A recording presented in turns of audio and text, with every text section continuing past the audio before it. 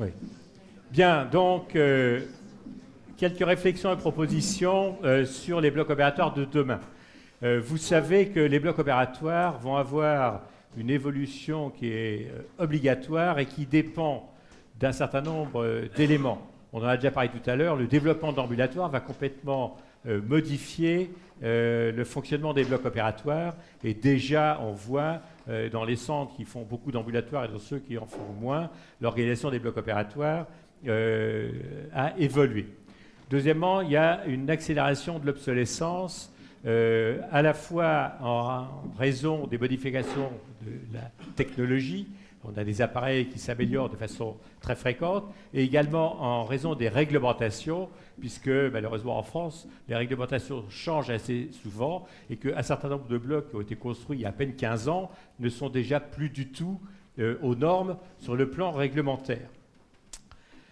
Il y a également une évolution des technologies diagnostiques. Dans certaines spécialités, maintenant, l'échographie ou les imageries de coupe en 3 dimensions sont devenues, au bloc opératoire même, des éléments qui permettent de faire des diagnostics péropératoires.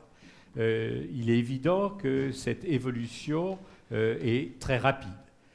Il y a également l'évolution des technologies sur le plan des thérapeutiques. Je vous ai mis là un certain nombre de nouvelles technologies qui sont déjà, depuis 4 ou 5 ans, très largement utilisées et qui, il y a 10 ans, n'existaient pas du tout et qui posent des problèmes, et sans aller jusqu'aux robots qui posent des problèmes notamment de volume, mais les autres... les ultrasons, la cryothérapie, les radiofréquences nécessitent des matériels qui vont être mobiles, aller d'un bloc dans l'autre, mais nécessitent un certain nombre d'éléments au point de vue logistique. Et puis, en fin de compte, il y a, on l'a déjà évoqué tout à l'heure, le développement d'interventionnel radiologique, il y a le développement de l'endoscopie. Alors, il y a déjà, dans certaines spécialités, dont par exemple l'urologie, où l'interventionnel radiologique et l'endoscopie sont depuis longtemps dans les blocs opératoires, mais actuellement, la plupart de l'endoscopie digestive est faite en dehors des blocs opératoires, et la plupart de la radiologie interventionnelle n'est pas faite non plus dans les blocs opératoires. Or, et je n'irai pas plus loin là, puisque Jean-Denis Laredo va en parler, manifestement, il peut y avoir un intérêt de regrouper un certain nombre de ces techniques. La deuxième chose, c'est qu'il faut savoir que tout ce qu'on va dire sur les blocs opératoires vont pouvoir être modulés en fonction du type d'établissement. Et si on fait de façon très simple entre le secteur privé lucratif et le secteur public, et notamment les CHU, il y a des différences. Il y a des différences d'abord parce que le secteur privé lucratif a déjà modifié ses conceptions de blocs opératoires bien avant le secteur public, pour des raisons qui sont dues au fait qu'il y a des raisons purement matérielles de rentabilité et que si ce n'était pas fait, les cliniques pouvaient fermer. Deuxièmement, il y a des leviers financiers à la fois dans les investissements et à la fois dans les rapports entre les cliniques et les chirurgiens, où il y a une pression qui s'effectue sur les chirurgiens, alors qu'il n'y a pas de pression sur les chirurgiens, enfin, où il n'y avait pas de pression sur les chirurgiens dans les hôpitaux publics, et si quelqu'un ne voulait pas bouger ses habitudes, il ne pouvait pas les bouger, ça restait comme ça tout le temps. Donc il faut savoir qu'il y a eu manifestement une évolution très différente dans les structures privées et dans les structures publiques. Le taux d'urgence, et on va le voir tout à l'heure, la prise en charge des urgences au bloc opératoire est une des clés des changements d'organisation. Or, et ça c'est les chiffres de l'ATI notamment, les taux d'urgence dans le secteur privé lucratif sur l'ensemble de la France, sur l'ensemble de l'année, sont de 5%, alors que dans les centres hospitaliers ils sont de 34% et dans les CHU de 21%.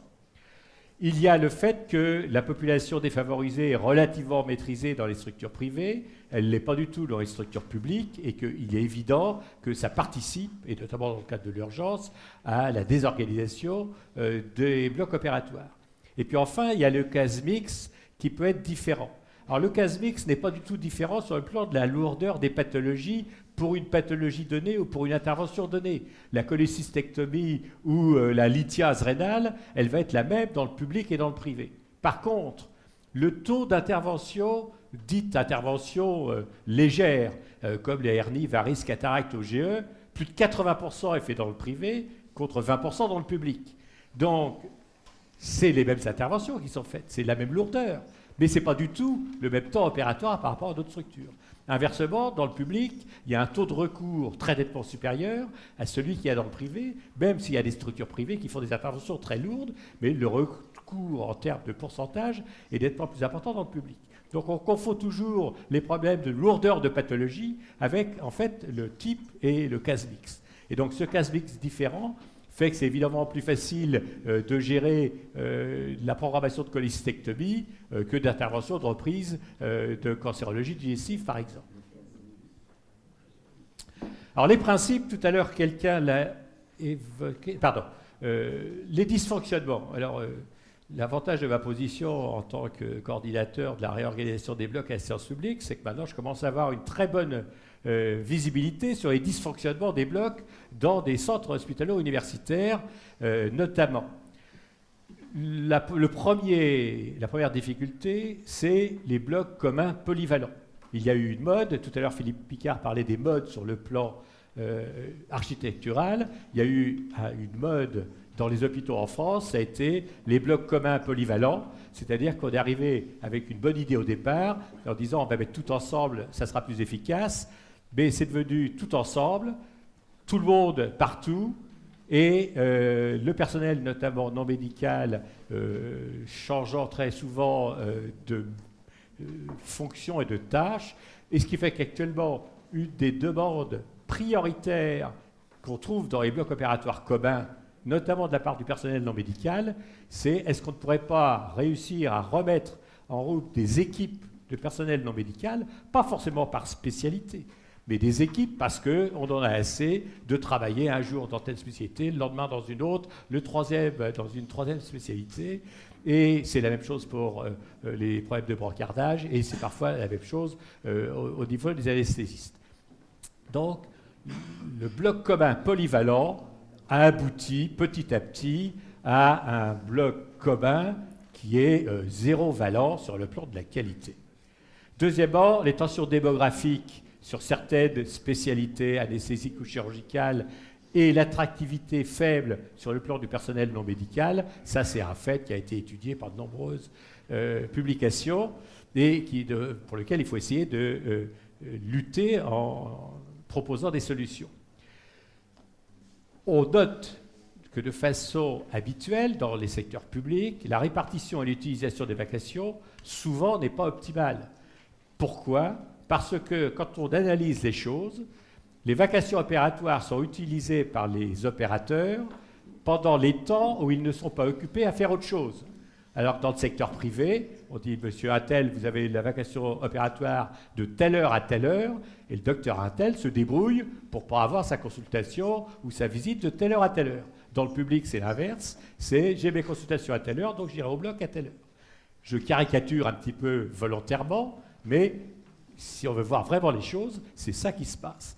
Et il est évident que comme en général les chirurgiens ont des activités multiples, et ne serait-ce que de consultation, de visite et d'enseignement, ça risque de gêner beaucoup l'utilisation des vacations opératoires. Et donc c'est quelque chose auquel il faut également réfléchir. La mutualisation, très souvent, n'est pas organisée, voire elle est conflictuelle. Ça, c'est la conséquence, Philippe Picard l'a évoqué, la notion de territoire, où un service avait ses blocs, puis après on a regroupé les blocs pour faire des blocs communs, mais en gardant les salles d'opération dans les services, ce qui fait qu'en pratique, alors c'est pas partout comme ça, heureusement, mais dans les endroits qui fonctionnent les moins bien, on s'aperçoit que comme par hasard, c'est souvent comme ça. Un autre point très important, et ça c'est pour permettre de répondre notamment à Max et à Henri, c'est le problème des flux. Actuellement, dans beaucoup de blocs opératoires, le flux des malades en hospitalisation classique, le flux des malades ambulatoires et le flux des urgences sont mélangés, et l'ambulatoire d'un côté et les urgences d'autre part servent à remplacer ou à combler les trous des programmations inexistantes. Ça, là encore, c'est la réalité des blocs qui ne marchent pas. Les blocs qui marchent bien, évidemment, ça n'arrive pas. Et puis enfin, il y a un point où là, ce n'est pas les professionnels qui sont responsables, c'est les structures administratives, c'est qu'à chaque fois, on a construit des blocs opératoires avec, pour la plupart d'entre elles, des surfaces de logistique insuffisantes. Et d'autant plus insuffisantes que comme maintenant, on a énormément de matériel, on les a vus tout à l'heure, qui s'ajoutent, on ne sait pas où les stocker. Un certain nombre d'hôpitaux n'ont pas eu leur certification au niveau de l'accréditation parce qu'il y avait dans les couloirs matériel de radiologie, table d'opération, table d'orthopédie, parce qu'il n'y avait aucun endroit pour les ranger. Donc ceci doit être également pris en compte. Alors les principes, et on sait très bien qu'à 10 ans ou à 15 ans, il y a plein de choses auxquelles on ne pensera pas, mais c'est de prévoir quand même l'imprévisible et comment, avec les structures modulaires, je vais y revenir, parce que les structures modulaires, ça permet d'une part de pouvoir s'adapter à ce qui va arriver. Qui dit structure modulaire dit qu'il faut que dans l'hôpital, il y ait une surface suffisante, parce qu'évidemment, les structures modulaires nécessitent des surfaces d'implantation des bâtiments plus importantes qu'un bâtiment unique. L'avantage de ces structures modulaires, c'est qu'on peut assez facilement les transformer d'un type de spécialité dans un autre type de spécialité, de la chirurgie programmée en chirurgie ambulatoire, à la condition que les salles d'opération aient une certaine homogénéité, comme Philippe Picard l'a dit tout à l'heure. Et puis d'autre part, ça permet, si on s'est trompé dans la quantification des volumes prévus, si on a prévu trop de modules, eh ben on peut ne pas en construire un, et si on n'en a prévu pas assez, et si on a les financements, on peut s'adapter et en construire un autre. La deuxième chose, c'est d'organiser une certaine mutualisation.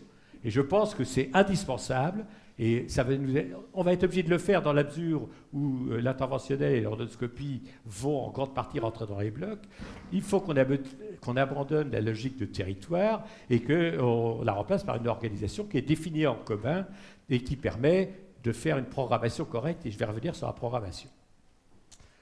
Alors, les propositions architecturales, c'est que, et ça on s'en aperçoit très bien, tout à l'heure, Max l'a dit, les blocs opératoires, c'est 20 ans à peine. On s'aperçoit que des blocs opératoires construits il y a 20 ans sont maintenant totalement obsolètes, mais ils ont été construits dans un bâtiment unique, avec en dessous de la radio, au-dessus des salles de consultation, de l'hospitalisation, on ne peut rien changer. À Gaston-Cordier, à la Pitié, on ne peut pas changer les blocs opératoires qui ne sont plus aux normes dans ce bâtiment alors qu'ils datent de 70. Donc, il faut que les blocs opératoires soient dans des structures, dans des bâtiments indépendants.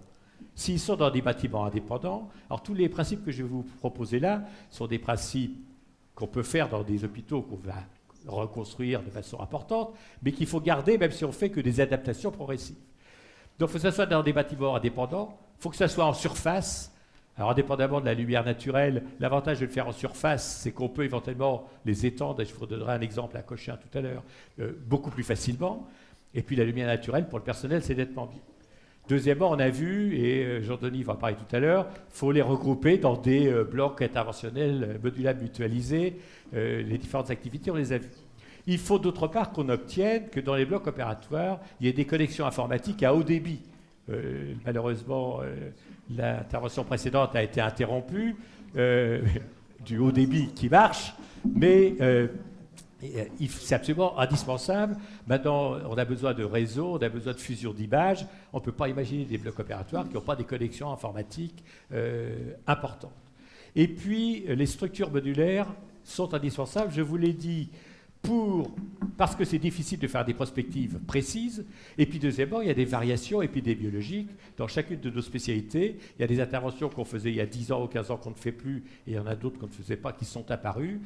La chirurgie programmée, la chirurgie ambulatoire, il va y avoir des vases communicants. Tout ça, on ne peut pas forcément le prévoir en termes de quantitatif de façon exacte, mais si on a des systèmes modulaires, on peut basculer de l'un dans l'autre. L'exemple, j'ai repris la diapositive de Philippe Picard, mais vous avez ici la HEGP où tout est dans un seul bâtiment. Je m'occupe actuellement des blocs opératoires de la HEGP. C'est totalement impossible de changer quoi que ce soit sur le plan architectural.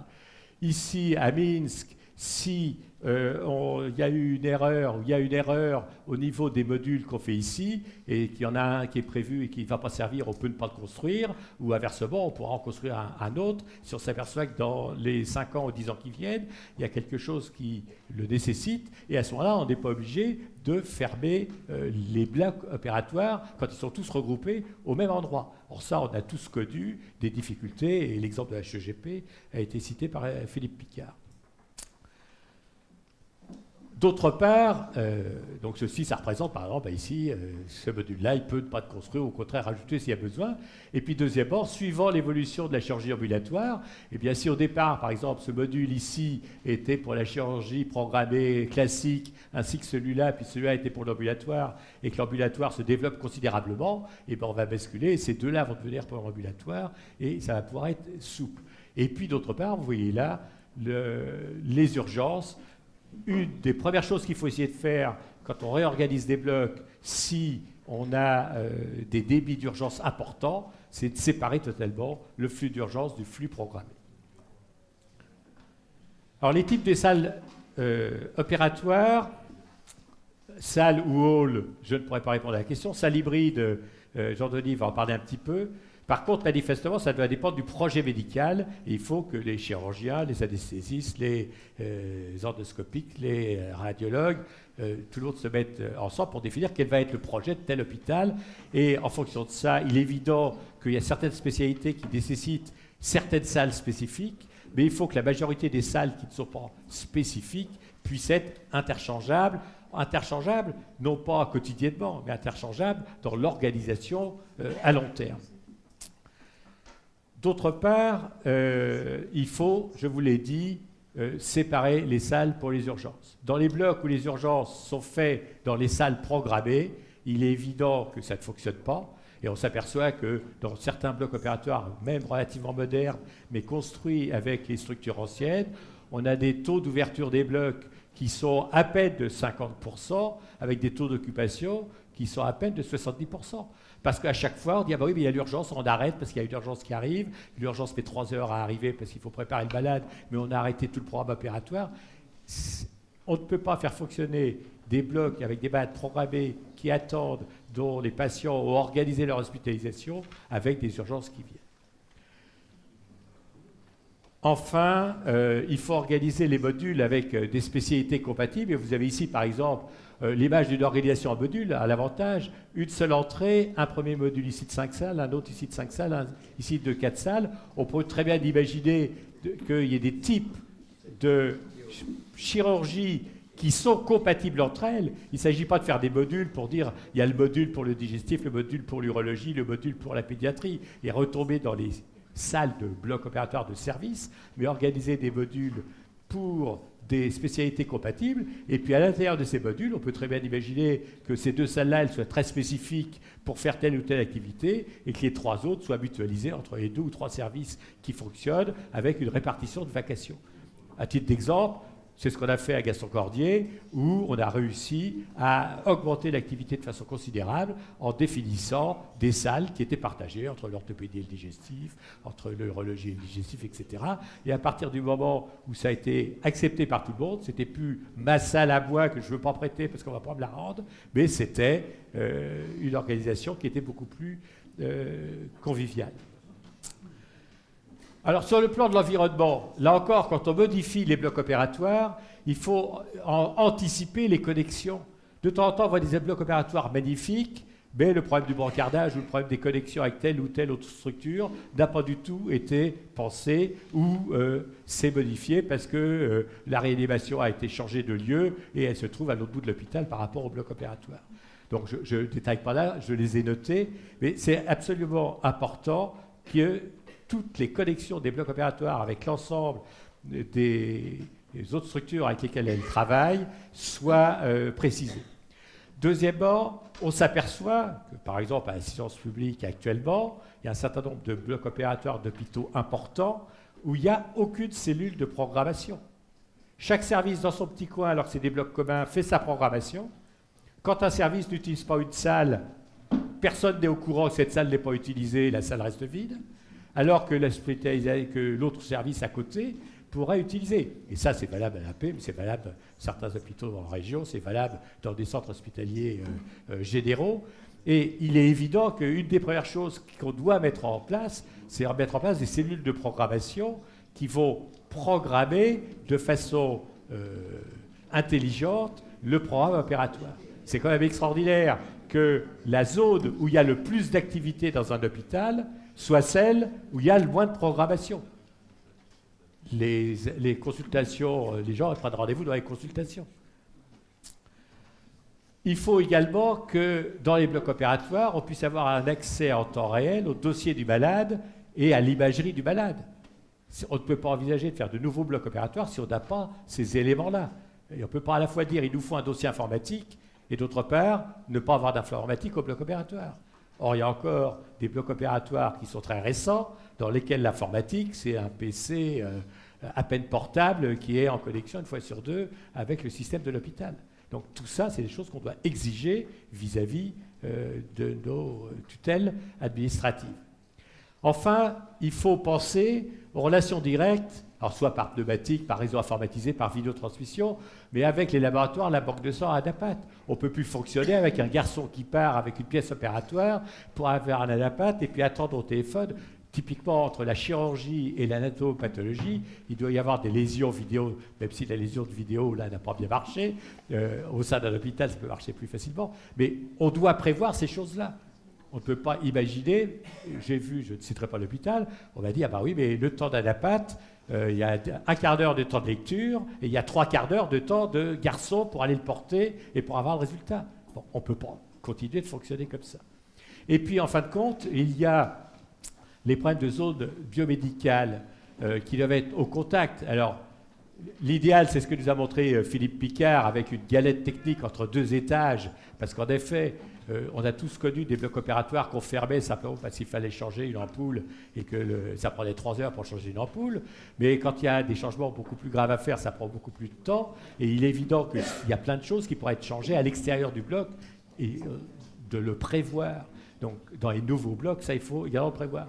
D'autre part, compte tenu du matériel qu'on a dans les blocs opératoires actuellement, moi, je suis frappé du fait que les techniciens biomédicaux ne sont jamais dans les blocs opératoires. Quand il y a un appareil qui tombe en panne, il faut faire une demande. Alors, au mieux, on téléphone pour que le type vienne, mais sinon, il faut faire une demande pour la réparation. On ne peut pas fonctionner comme ça, et c'est encore, heureusement pas partout comme ça, mais c'est encore un problème réel et qui surtout n'est pas anticipé. À partir du moment où les techniciens sont dans les blocs, ils vont prioritairement au bloc et ils feront le reste après. Donc là, c'était un petit schéma pour insister sur les connexions du bloc avec le réveil, mais Christophe Rabel va vous en parler, et puis les autres structures. Je n'ai pas parlé volontairement des blocs obstétriques, parce que l'obstétrique pose un problème particulier, et c'était trop long d'envisager. Enfin, dernier point sur les propositions, c'est la proposition des fonctionnements. Donc on l'a vu, on a déjà parlé, la mutualisation de certaines salles, elle est obligatoire, il faut l'organiser. Deuxièmement, il faut des circuits distincts pour les flux ambulatoires, les flux programmés et les urgences. Si vous mettez ne serait-ce que le même brancardier qui doit faire l'ambulatoire, les urgences et les flux programmés, vous êtes sûr que ça ne fonctionnera pas. Il faut arrêter de dire que le personnel non médical doit être polyvalent. On dit qu'il doit être polyvalent à cause des urgences. Les chiffres des urgences, de fonctionnement en urgence la nuit des blocs opératoires en France, c'est 3% de l'activité. Donc on détruit la compétence de l'ensemble du personnel non médical pour 3% de l'activité. Donc il faut remplacer par la polyvalence, par la bicompétence, ou de la tricompétence, comme on veut. Mais on doit avoir du personnel, et ça c'est une demande très forte du personnel non médical dans plusieurs hôpitaux. Elles disent, nous on veut être compétentes en digestif, en urologie, en vasculaire par exemple, mais l'orthopédie, on verra peut-être dans 5-6 ans, mais pour l'instant, pendant 2 ans ou 3 ans, on va faire que ces 3-là. Et comme de toute façon, on a dit que les urgences devaient être séparées, à ce moment-là, il y a des personnels non médicaux spécialisés pour les urgences, et là encore, il ne faut pas avoir la langue de bois. Les urgences, c'est en général toujours le même type d'intervention, même si c'est des spécialités différentes. Donc la formation pour les urgences, ce n'est pas forcément la formation de la même intervention en dehors de l'urgence. Donc tout ça doit être également revu. Et puis enfin, il faut qu'il y ait des surfaces logistiques, je l'ai dit, qui soient suffisantes, qu'il y ait des problèmes de salles de repos et des choses aussi bêtes que les problèmes du repas à midi. Ou dans certains hôpitaux, les blocs s'arrêtent pendant 1h30 pour que les gens aillent à l'autre bout de l'hôpital prendre leur repas parce qu'on ne peut pas manger dans les blocs opératoires. Il faut qu'il y ait des problèmes, il faut qu'il y ait des salles de simulation pour les internes pour que dans les temps morts, ils puissent continuer. Les chirurgiens sont là, les internes sont là, on peut leur apprendre un certain nombre de choses, la télémédecine. Et puis là encore, il y a un autre point idiot dans une grande majorité des blocs, quand l'intervention est finie, le chirurgien s'en va dans son bureau pour faire les comptes rendus, etc.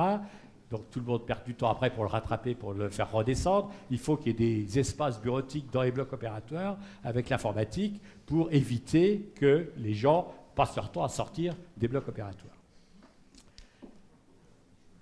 Donc ça, c'est l'ensemble des idées générales que les différents groupes ont réfléchi. On ne peut pas tout faire en même temps, mais par exemple ici, c'est à Cochin, où on avait un objectif dans la réorganisation des blocs de Cochin. Il fallait intégrer la chirurgie thoracique de l'Hôtel-Dieu.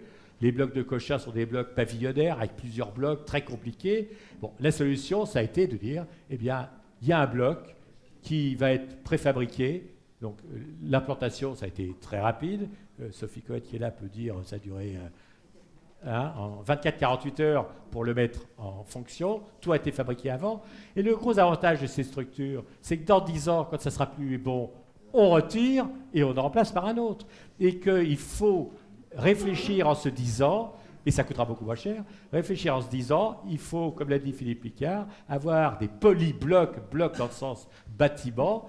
Et à la limite, et moi je suis en train de travailler pour ça, il vaut mieux rajouter sur un modifier un bloc 2 ou 3 structures comme ça qui sont reliées autour d'un bloc existant. Et puis le jour où il y a un problème d'infection ici, le bloc d'orthopédie qui est là, on supprime le passage, le temps de la désinfection et le problème est réglé. Donc on peut, ces réorganisations, les faire de façon progressive en gardant les principes généraux. Et puis dernière diapositive, c'est celui de la gouvernance.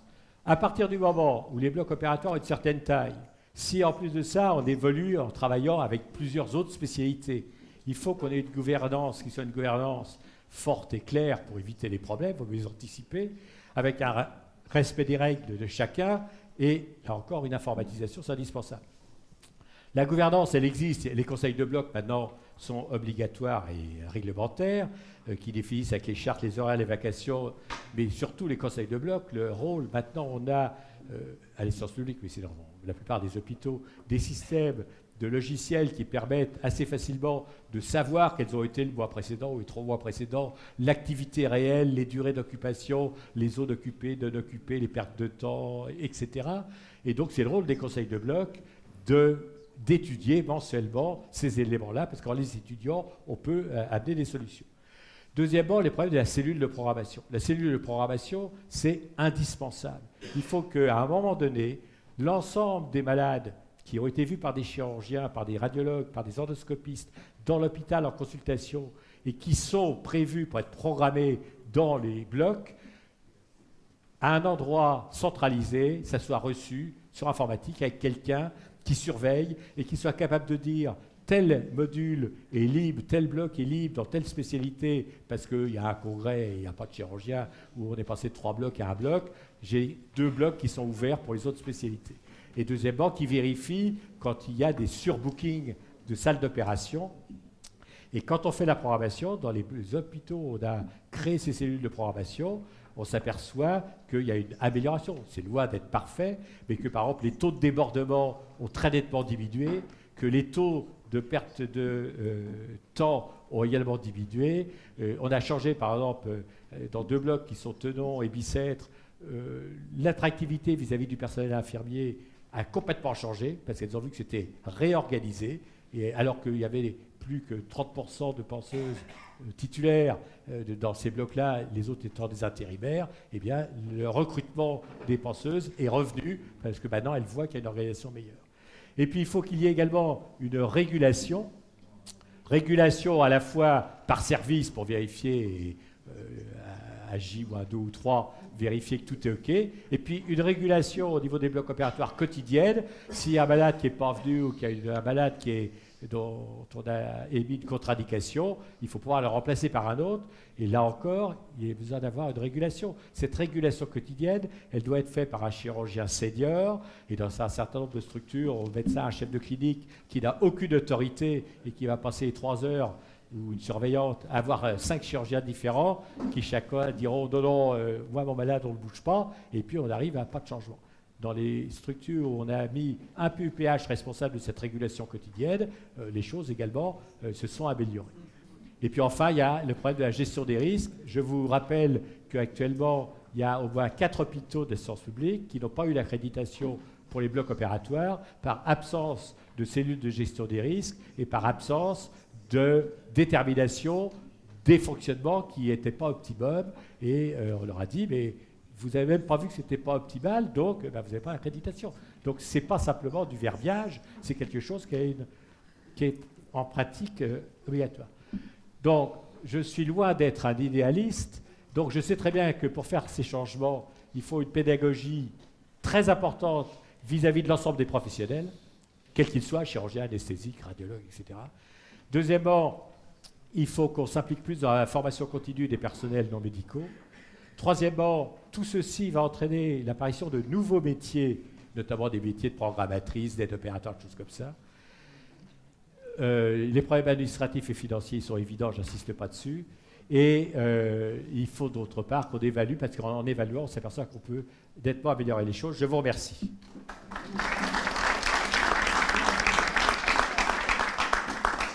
Bon, je peux répondre à vos questions. Oui. Oui. Oui. Alors, il y a Claude Abou, Philippe Pontupet.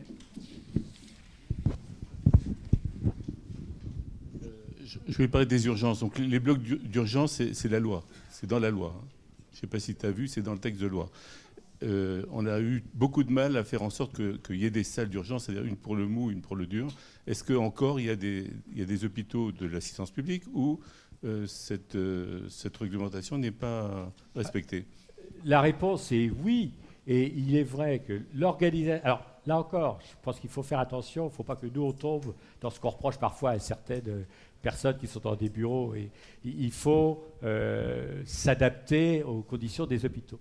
Mais dès qu'il y a un débit d'urgence important, il est évident que mélanger les urgences avec le programmé, ce n'est pas une solution. Et il y a plusieurs hôpitaux qui ont été vers ces salles spécifiques pour l'urgence, et ça a transformé l'organisation. C'est évident.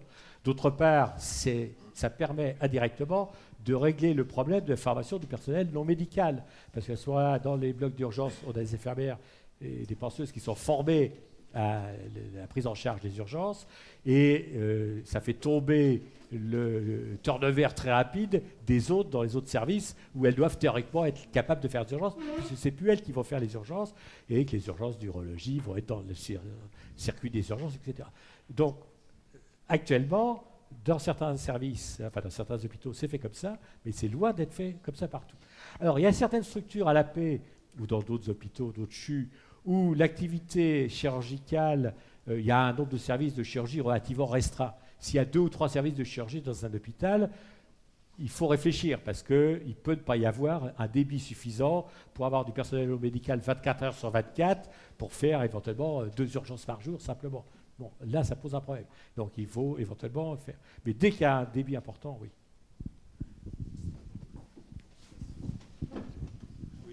Oui. Donc, en premier lieu, on peut certainement s'estimer heureux que le président de notre académie soit en mission à l'assistance publique pour la coordination de ses activités concernant la chirurgie. Malgré tout, en tant que chirurgien précisément, on voit bien qu'il y a des métiers d'expertise où on a des bugs, par exemple dans le haut débit ou dans les problèmes informatiques. Donc, le chirurgien coordonnateur ne maîtrise pas tous ces métiers. Et en particulier, ma question va s'adresser sur un plan humain, car tout ça est sous-tendu par une exigence de plus en plus prégnante des tutelles concernant la productivité de tous les métiers de la santé, dont la chirurgie. Et cette productivité se base sur des indicateurs, comme c'est dans le résumé, des indicateurs de fonctionnement, de timing, et les tensions dans tout ça. Nos tutelles reconnaissent que la T2A ne sera probablement pas une panacée du très proche avenir. Elles ont déjà d'ailleurs commencé leur machine arrière concernant cette tarification à l'activité.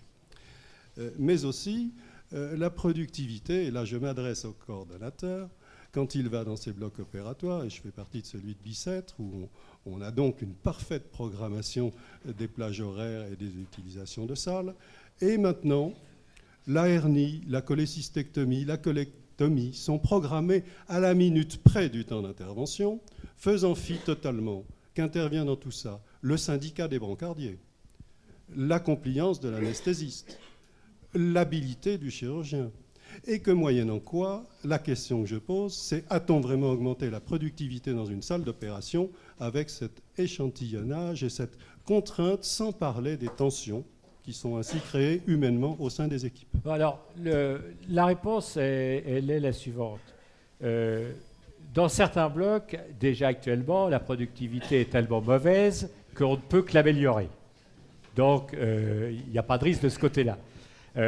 Deuxièmement, si on a les temps de programmation, c'est une très bonne question parce que les temps de programmation, par définition, ils doivent être basés sur des thésaurus. Mais actuellement, et ça, il faut reconnaître la science publique qui a imposé le système hip-hop, les temps des thésaurus, ils dépendent des chirurgiens. Les chirurgiens, au départ, ils ont rempli en mettant n'importe quel temps. Et pourquoi on a mis n'importe quel temps? C'est parce qu'on nous a dit qu'il faut remplir ça en 15 jours. Et les gens font n'importe quoi. Mais maintenant, avec hip-hop, on peut sortir de n'importe quel service l'ensemble des interventions qui sont faites, les temps par opérateur, et chaque chef de service ou chaque chef d'équipe peut dire la cholécystectomie dans mon service, tout le monde l'a fait en 1 heure, ou il y en a qui la font en 40 minutes et d'autres en 1 heure et demie, etc. Donc on a les outils actuellement pour définir des temps opératoires qui sont moyens ou pour junior, senior, si on veut. Ça, c'est le rôle du chef d'équipe. Maintenant, on ne peut plus dire qu'on ne peut pas le faire. C'est très facile à faire. L'autre point, qui est celui du brancardage. Alors là, je peux donner mon expérience personnelle. À la Pitié-Salpêtrière, le brancardage était un repère de la CGT. Et il y en avait un brancardage énorme. Quand j'étais chef de pôle, j'ai décidé que le brancardage n'était pas sous la responsabilité d'une surveillante, mais était sous la responsabilité directement du chef de pôle. J'ai été voir les 9 brancardiers. Je leur ai dit, voilà, votre chef, maintenant, c'est moi. J'ai fait un plan, on va en discuter. On va passer de 9 à 7. Par contre, je vais vous avoir un local avec une informatique pour gérer tout ça. On a complètement changé le fonctionnement. Tout n'est pas parfait, bien sûr. Mais les brancardiers, personne ne s'occupe des brancardiers. Quand un groupe humain, personne ne s'en occupe, il fait ce qu'il veut. Il faut qu'à un moment donné, quelqu'un s'en occupe. Quelqu'un qui ait l'autorité. Celui qui a l'autorité, c'est le chef de bloc, le responsable médical du bloc, c'est qui on veut, mais qui s'en occupe. Il faut faire qu'il y ait des formules qui suivent les malades. Et voyez donc quoi, les problèmes, c'est les brancardiers et les chirurgiens, c'est la même chose. Oui. Merci, Président, de nous avoir stimulés dans notre réflexion. 2 questions très simples. Dans la notion de module interchangeable, que reste-t-il de la notion de chirurgie strictement aseptique et de chirurgie générale? Et la deuxième question, dans la programmation des hôpitaux, la construction, étant donné les progrès techniques, est-ce qu'il faut, pour les réseaux informatiques, prévoir un réseau filaire absolument pour la DSL ou les autres techniques sont suffisantes? Alors pour la deuxième réponse, je suis totalement incompétent. J'aurais tendance à penser que les réseaux filaires sont peut-être plus sûrs, mais bon, je suis totalement incompétent, donc je ne réponds pas. Pour le problème de la notion septique, aseptique, je pense que ça, c'est typiquement les médecins de l'hôpital Intel et en fonction des spécialités qui sont dans l'hôpital Intel qui doivent réfléchir à ça et le définir avec l'architecte programmiste parce qu'on a très bien vu que les choses sont en train d'évoluer. Comme l'a dit Philippe Picard, les circuits sales et les circuits propres, maintenant il n'y a plus de circuits sales et de circuits propres par exemple. Alors il y a certains types d'interventions qui nécessitent des niveaux d'asepsie très importants, d'autres moins, et avec certains nécessitent des flux laminaires, pas d'autres. Et c'est l'avantage aussi des modules, c'est qu'à ce moment-là, on regroupe les spécialités qui nécessitent tel type de niveau de sécurité ensemble par rapport à d'autres. Bien, je pense qu'on va passer je voulais jouer, tu m'excuseras, mais je voudrais juste au vilain petit canard, parce qu'il y a un petit problème de sémantique. Vous parlez de bloc opératoire, mais je pense qu'il faut parler de bloc opératoire chirurgicaux. Nous étions ensemble à une réunion de la DGOS sur l'interventionnel il y a quelques années, et en fait, on s'aperçoit qu'il y a 3 types de blocs. Les blocs opératoires chirurgicaux, les blocs opératoires d'interventionnel radiologique et les blocs opératoires endoscopiques. l'ensemble étant lié, mais ayant des contraintes de matériel et d'environnement complètement différentes. Alors, ils doivent être associés autour, évidemment, d'un réveil commun pour avoir une logistique générale, mais ce ne sont pas les mêmes blocs. Il ne faut pas les... Alors, je peux te répondre, parce oui, que bien sûr. Je te réponds. L'exemple qu'on donne, et ta question est très intéressante, parce qu'on dit l'endoscopie ne se fait pas dans les blocs. C'est totalement faux. Merci. Toute l'endoscopie urologique qui représente en nombre d'interventions 10 fois certaines autres spécialités, toute l'endoscopie orthopédique, toute l'endoscopie thoracique se fait dans les blocs opératoires. C'est l'endoscopie digestive qui ne se fait pas dans les blocs opératoires. Et pulmonaire. Et pulmonaire. Parfois, ça dépend des endroits. Mais je veux dire, ce que je veux dire, c'est que la gestion des endoscopes en urologie ou en orthopédie, c'est exactement la même que celle en endoscopie digestive, et elle se fait au bloc sans aucun problème. Alors par contre, mais ça, Jean-Denis va en parler, par contre, pour l'interventionnel radiologique, il faut être nuancé, mais je ne réponds pas puisque ça fait partie de la communication de Jean-Denis. Et pour l'endoscopie, ce qui fait la différence, c'est qu'il y a besoin d'une anesthésie ou il n'y a pas besoin d'une anesthésie. Quand il y a besoin d'une anesthésie, la gestion de l'endoscopie dans les blocs opératoires ne pose aucun problème et se fait très facilement. Et c'est exactement la même chose. Et c'est un urologue qui te parle et je peux dire que l'endoscopie... Bien sûr. Je sais bien, mais c'est des choses, c'est des domaines différents. Et par exemple, c'est dans un module. Tu prends la cardiologie interventionnelle, c'est un domaine encore particulier et à part. Non mais tu vois, je vais être comme on est tous les deux des bons amis, je peux me permettre d'être un peu provocateur. On dit toujours en médecine et en chirurgie, nous on est différents des autres, donc il ne faut pas faire comme les autres. C'est pour ça qu'on a insisté sur le problème des modules. On peut très bien imaginer que dans les modules, il y a un module où on va mettre toute la partie interventionnelle radiologique, un autre module où il y a toute la partie interventionnelle endoscopique, par exemple. Mais il est important que les choses qui nécessitent l'anesthésie et compte tenu des problèmes de démographie des anesthésistes soient organisées en commun. À l'exemple de Bicêtre, on s'était aperçu que les anesthésistes avaient quasiment un tiers du temps total des anesthésistes étaient dans des structures autres que les blocs opératoires dispersés dans l'hôpital pour des vacations qui, sur les 3 heures ou 4 heures de vacations, n'étaient utilisées qu'1 heure et demie. Et donc le reste du temps, les gens, ils ne pouvaient pas faire autre chose. Donc je crois vraiment, ça doit se voir en fonction des projets médicaux, mais la modularité permet de répondre à ça. Mais souviens-toi de cette réunion de la DGOS où il avait été décidé que par hôpital, il n'y aurait qu'un bloc dit d'interventionnel. Oui, c'était il y a 3-4 ans. Toutes les décisions d'il y a quelques années, ça évolue.